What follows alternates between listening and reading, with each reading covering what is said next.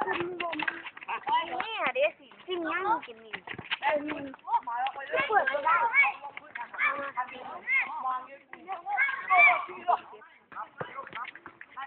เป็นหาเลย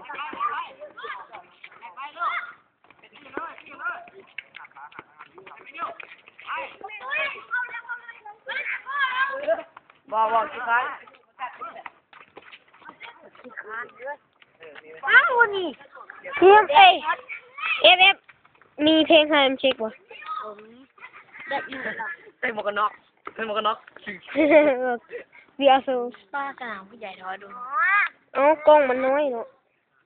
ใส่หมวกกันน็อกแล้วคนนั่งขี่เฟอร์บี้เอามาเว้ยแม่งตุ๊กตาอย่างว่าเป็นสัตว์ประหลาดนะตีนดูน่ารักเนาะเป็นตีนบักห่าเอาเฟอร์บี้มาเห็นอย่างนี้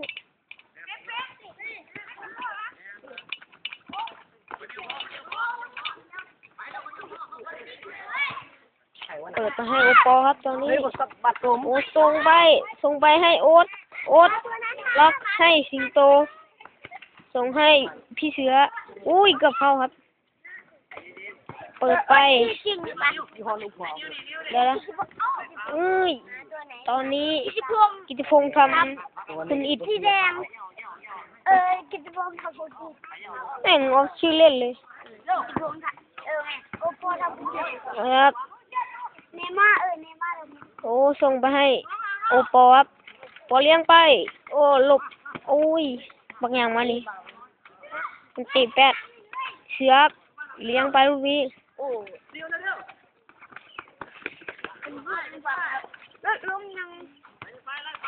ส่งให้ลีโอส่งให้สิงโตไม่เป็นทางไปโอ้ลีโอไปได้ไหมโอ้ไม่ได้แย่งกัดเสือไปครับโอ้ส่งให้โอ้นะยิงโอ้ยซ้ำไม่ซ้ำครับโอ้โหโอ้ยอ้วนโอ้ยแม่งกล้องมันซูมบ่ได้พี่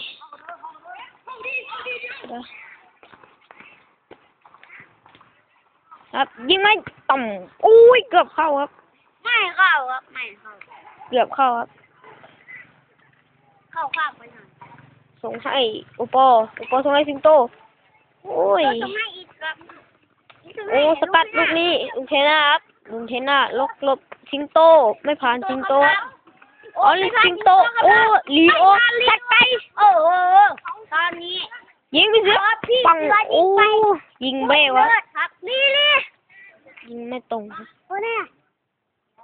โอ้ยเปลี่ยนทรงเลยคุณหนูครับมันจะเปลี่ยนอะไรมันจะเปลี่ยนด้วย